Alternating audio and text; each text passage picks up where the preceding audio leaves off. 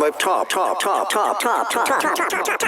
top of the Empire State Building. Pest Equity Business Podcast is back. We back. Expansion always, in all ways. Eye-opening episodes, sales, marketing strategies, entrepreneurial development, the everyday entrepreneur experience. So get ready to network to build your net worth. You're now listening to the Pest Equity Business Podcast.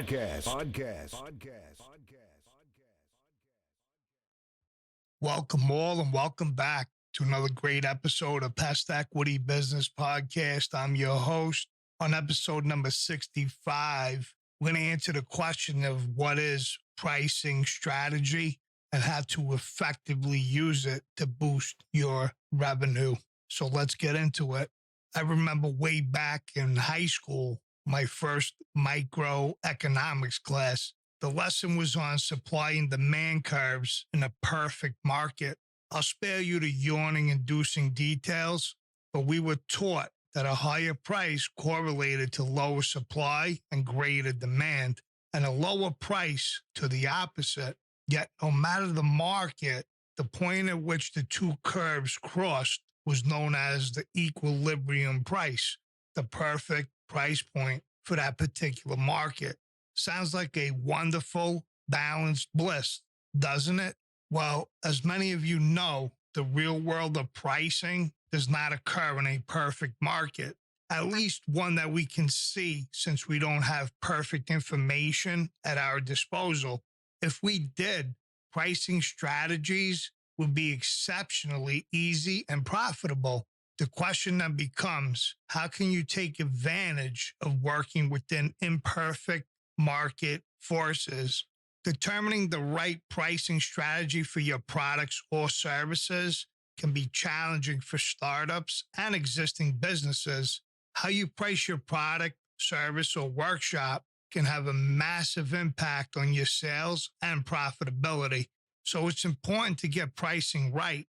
Before you make any decisions, it's good to become familiar with common pricing strategies so that you set the right price the first time out.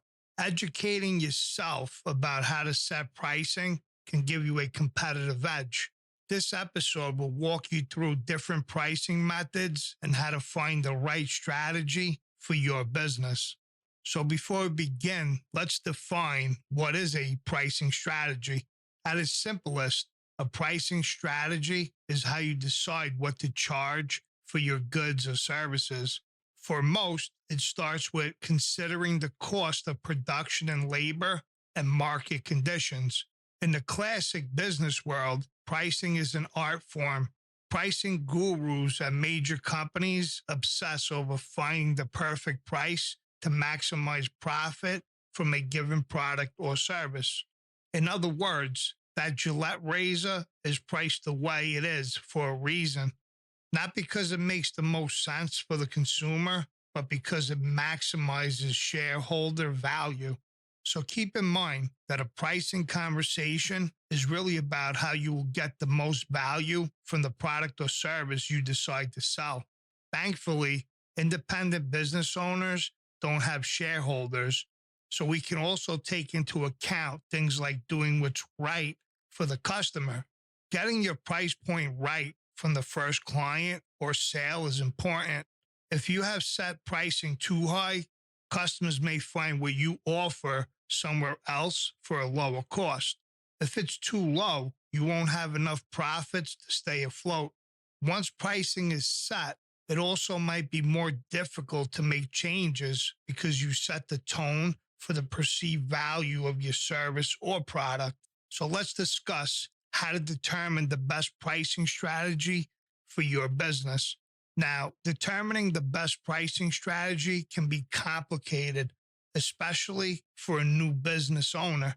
To find the best price to charge, you need to consider your business costs and what you need to stay afloat. But you also need to consider the effects on your business model and your competition. Let me break down a couple of things you should understand. Pricing affects volume. An increased price will likely lower the number of sales you make. A lower price will lead to a high volume, but decrease your profit. The sweet spot inside what economists call price elasticity will depend on your business. Pricing sends a message. You probably heard the phrase, you get what you pay for. Now, some businesses may set a slightly higher price to send a message to their consumer base that their product or service is of a higher quality than the competition. On the other side, some businesses will set prices lower, either through their regular pricing or the use of sales and discounts. Setting prices lower than the competition brings customers in and allows a business to build a loyal base before raising prices. Let me briefly touch on price elasticity of demand. The easiest way to understand price elasticity of demand is this. If all else remains equal, demand for your product or service will decrease with an increase in price. Let me give you an example. Imagine this. You can sell 100 units of a $100 product to your current audience. If you increase the price to $105, you are able to sell 95 units. Your costs are $20 per unit. Should you sell at 105 or 100? The answer, 105. And the reason why is because you'll earn $8,075 profit as compared to $8,000 at $100 per unit. So that's all the theory you need to know. When price increases, demand goes down. There is an optimal pricing level you can reach to make the most money from your thing. So let me give you a more scientific explanation to the concept. Price elasticity measures the responsiveness of demand after a change in pricing. In other words, it reveals how the demand for a product or service increases or decreases based on a price change. There's a formula you can use to determine it. Percentage change in quality divided by percentage change in price equals price elasticity of demand. So what do the results mean, you might ask? If the PED is 0, demand is perfectly inelastic, meaning customer demand doesn't change if you change your price. If the PED is between 0 and 1, demand is inelastic, meaning customer demand doesn't change if you change your price. Now, if the PED is 1 or greater, demand is elastic, meaning customer demand changes if you change your price. So knowing the PED helps you figure out whether you should raise or lower your price. If demand is elastic, you'll generate more revenue by reducing your price. If demand is inelastic, you'll generate more revenue by raising your price. So now let's touch on some simple types of pricing strategies. Now that you understand some of the concepts that go into determining the right strategy, it's time to look at the common strategies. Let's start with competition-based pricing. Competition-based pricing is one of the most common strategies because it uses the pricing of competitors to price similar products or services rather than starting from scratch. You use the pricing of your competition to set a benchmark. You then base your pricing off of that, but remember to consider your elasticity scale. Pricing higher will likely mean higher profit margins, but a lower market share. Lower pricing will mean a higher market share, but lower profit margins. If you use this strategy, remember that price won't likely attract customers. You'll also need a strong marketing strategy to get their attention. This strategy will also require research. If you've done your business plan, you likely have a list of competitors. Make sure it's up to date. The next step is to research how they price their products or services. You'll want to look at more than just the listed price. Look at what features are included and what levels of price. You'll also want to find the average price. Once your research is done, it's time to decide where you fit with the competition. Let's move on to cost plus pricing strategies. This strategy, also called markup pricing, includes the cost it takes to make the product or service and adds to that for the profit. For this strategy to work effectively, you have to know your business's exact costs, including labor, materials, and overhead. Don't forget marketing costs as well. Once you have that, you multiply it by the markup percentage for the price. Now, because your product or service costs are often set in stone, determining the markup percentage may be the more difficult part here. How you set that will depend on your business, the market, economy, and demand. This model also doesn't consider your competition, so you'll probably want to do a little legwork to ensure you aren't pricing too high or too low. Moving along, let's talk about value-based price strategy. This pricing strategy is based on the customer more than cost or competition. You set your prices based on what the customer thinks the value is. So in other words, what they're willing to pay. You use research to learn what the consumer uses to decide on your product or services. Understanding what they value helps you set an appropriate price and determine the right marketing strategy. One thing that makes this strategy very difficult, especially for smaller businesses with smaller budgets and staff, is that the customer's mindset is always changing. So it's not research you do one time and you're done. To stay competitive, research must be ongoing. On to dynamic pricing strategies. Dynamic pricing is most used for service-based companies, but is also sometimes used for products. With this strategy, the pricing is never firmly set, but changes based on different factors. Some industries use segmented pricing, where one set of customers may be changed more than another based on demand. This is common with the airlines, which may charge more to fly one day of the week than another. Peak user pricing means setting prices higher when more people will want to use them. This is a practice used most by transportation or utility companies. Service time is another example of a dynamic pricing strategy. You can set prices higher for the faster service or lower for the volume of work. This next one I call high-low pricing strategies. With high-low pricing, a business will set a high price, called a reference price, and use sales or promotions to lower the price for a period of time. The price alternates between high and low. This is a good way to attract bargain hunters to your brand if that's what you're into. If you have a brick and mortar retail location, it could also bring customers looking for the deal and subsequently buying additional items. There are a few downsides to consider with this strategy, I must say. The success of your sale or promotion requires very strong marketing, which will create additional expenses.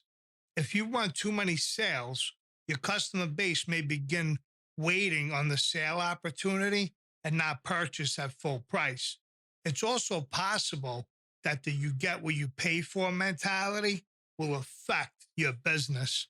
If people think your product is on sale because it's not very good, it could impact your entire business. Let's discuss hourly pricing strategies.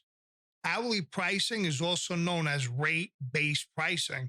It's a popular strategy for freelancers, coaches, and consulting-based services because there are no labor and material costs to consider. With it, you charge an hourly rate. When you set the rate, you should consider your level of expertise first, but you also want to consider any travel expenses, equipment, and overhead costs. The downside is that you have to trade time for money. The upside is that you're guaranteed to get paid for every hour of work. Clients are sometimes hesitant about hourly pricing because they fear the incentive is to work more hours to make more money as opposed to being efficient. Onto project-based pricing strategies. Unlike hourly-based pricing, you set a flat fee per project. With project-based pricing, you base your pricing on the value of the finished product or the amount of time you estimate a project will take. For this to work well, the scope of work should be well defined up front. Skimming pricing strategies. The skimming strategy mainly works for technology companies. With a price skimming strategy, you set the price higher from the product's release to cover costs. You also put money back into making more. A price skimming strategy works well for the technology field because tech companies can usually count on early adopters to purchase these products. A penetration strategy means that you price your product or service lower to find customers to penetrate the market. A company would use this strategy to build a loyal customer base through its quality and friendly and helpful service. Eventually, the company would begin to raise prices to secure a larger profit margin. Onto premium pricing strategies. A premium pricing strategy is the opposite of a penetration strategy. Instead of setting a low price to grow your base, you set a high price and set the expectations that the higher price means a higher value than your competition. A great example of this strategy is the car industry. This strategy is most effective for a business when a new product is introduced. If it is unique somehow, when the product will be limited or has no true competition due to patents or other protections. Let's go into luxury pricing. Luxury pricing is a classic strategy used by brands like Louis Vuitton, Mercedes, and Rolex.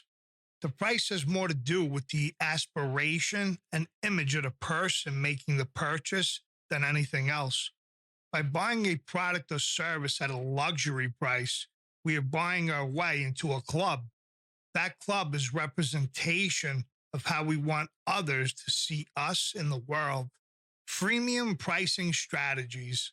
Even if you're not familiar with the term, you've likely seen freemium in practice. This strategy, which has become commonly used in the tech and app development world, means that you use a product's basic features for free and pay for additional functions, usually through a subscription fee. This strategy works because it allows a business to build its customer base with no additional costs, with monthly subscriptions being a reliable income source. Bundle pricing strategies. If you worked with a cable company recently, you should know what bundle pricing is. Using this strategy, your business will have separate goods or services. By packaging them together, you'll sell them at a lower price than they could be purchased individually. The goal is to have a higher profit margin and give consumers a discount at the same time. Let's touch on tiered pricing strategies. A tiered pricing strategies gives consumers the option of choosing between different versions of the same product or services. For example, imagine considering a single gear bike for $299, a 3-gear bike for $399, and a 7-gear bike for $499. A tiered pricing strategy turns a yes or no decision into an either or decision for the potential customer. It also provides a price anchor as a consumer. I can convince myself I'm being frugal by spending $299 on the single gear bike as compared to $499 on the 7-gear. Psychological pricing strategies. Psychological pricing is one strategy with a lot of options. The basic idea is that some prices will impact customers more than others. Let me give you an example. With charm pricing, you might have a product priced at $10, but you would make it $9.99. This can trick someone's brain into seeing it as a $9 value instead of a $10 value. You can also attract bargain hunters with the buy one, get one strategy, where your customer pays full price for one item to get another free. Additional ways to use this strategy includes putting two similar products with different prices together on display and ensuring a customer sees the sales price next to the full price. Geographic pricing strategies. If your business works in different regions, you may want to consider geographic pricing. This is a more flexible model that recognizes how different areas or regions have different earning levels and different living costs. With this model, you would set pricing differently for the different regions in which you do business. However, having different pricing for the same product or service can make your business more complicated, and your marketing will need to change based on the region. And finally, pay what you want pricing, also known as donation-based pricing strategy. Pay what you want pricing allows the customer to make the decision on how much the product or service is worth to them. Pay what you want allows you to test market demand without knowing the price elasticity for your thing. When combined with a suggested price, a pay what you want pricing strategy can sometimes lead to more profit than a set price. Now I want to discuss models based on industry or business. Some pricing strategies lend themselves to certain industries better than others. Let's start with services pricing model. Service industries can have difficulty pricing their services because they often base it on the individual delivering the service.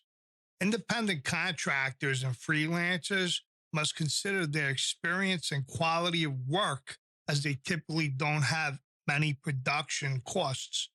Pricing strategies to consider: project-based, hourly, or value-based pricing models. Let's touch on digital products. For digital products, pricing strategies range widely, from 99-cent books on Amazon to $2,000 courses. Digital products truly run the gamut.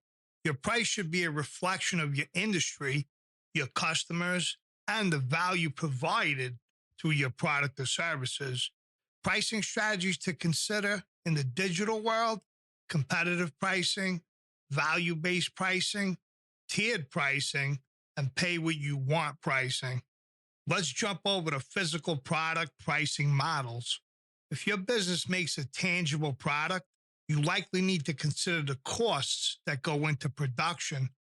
While services like drop shipping, print on demand, and 3D printing are helping drive costs down, the physical product world is still very unique. It's important to keep in mind unit economics when it comes to pricing physical products.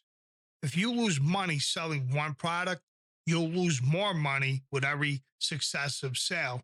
You also need to consider your competition's pricing and give yourself enough wiggle room to make a profit and develop new products to introduce to the market. Pricing models to consider: competitive pricing, cost plus pricing, value-based pricing, tiered pricing, and premium or luxury pricing. Let's talk about my friends in the restaurant pricing model. Restaurant owners have a lot to consider when setting prices. There are fluctuating costs for food and beverage products, labor costs, and costs for the physical space the restaurant occupies. Beyond that, you have to understand your customers' desires and have a strong grasp of your competition. My pricing models of choice for restaurants include value-based pricing, cost-plus pricing, and premium pricing. Let's talk about the events-based pricing model. Events also have a lot to consider before setting pricing. Beyond the cost of an event's manager services, you also need to consider the production cost of the event and the costs that go into publicizing and selling an event.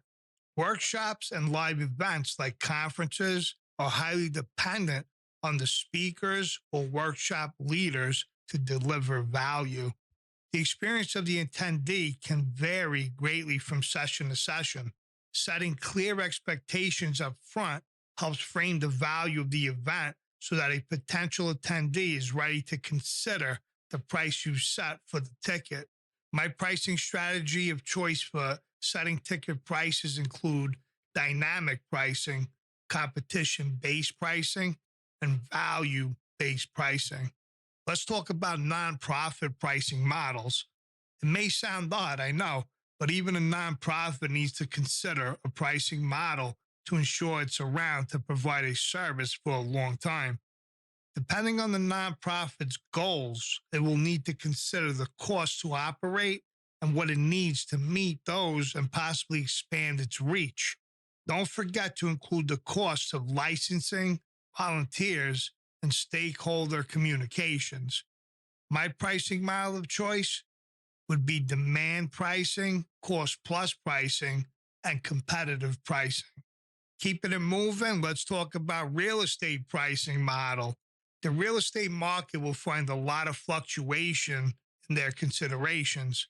Home values, housing demand, and the cost of living are always changing. The best pricing model for real estate, in my opinion, is premium pricing, value-based pricing, competitive pricing, and dynamic pricing. So there you have it. Choose your pricing strategy. Before picking one of the strategies discussed in this episode, take a few additional steps to build the right strategy for your business. Quantify your buyer's persona. Determine who your target customer is. To do this right, you need to know their expectations, what pricing they're willing to accept, and what marketing will reach them best.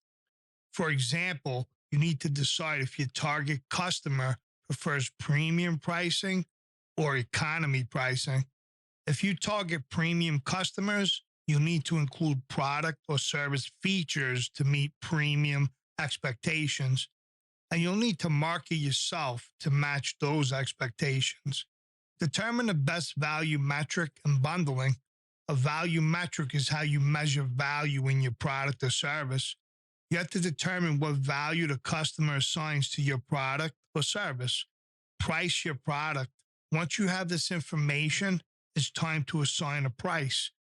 Because of research and thought you put into a pricing strategy, you can assign the price knowing you have a coherent, thought-out strategy. Once you have set the price, make sure you continue to monitor how customers perceive your product or service. You may not get it right the first time, but because of the work you put in that initial decision, small adjustments should take care of it rather than starting from scratch and potentially confusing your customer. Pricing strategy matters, but a great product or service matters more. Hopefully, this gives you a great overview of the pricing strategies available to you and the ways you can use them to help price different kinds of products and services. But if you take one thing away from this episode, let it be this. No matter how well you price your product or service, nothing can make up for the importance of having a truly great product or service. Your customers will tell you whether you have a great product or service. Make sure you listen. If you're looking for assistance on starting, running, and growing your business, let us help. I want to thank everyone for tuning in to another great episode of Pest Equity Business Podcast.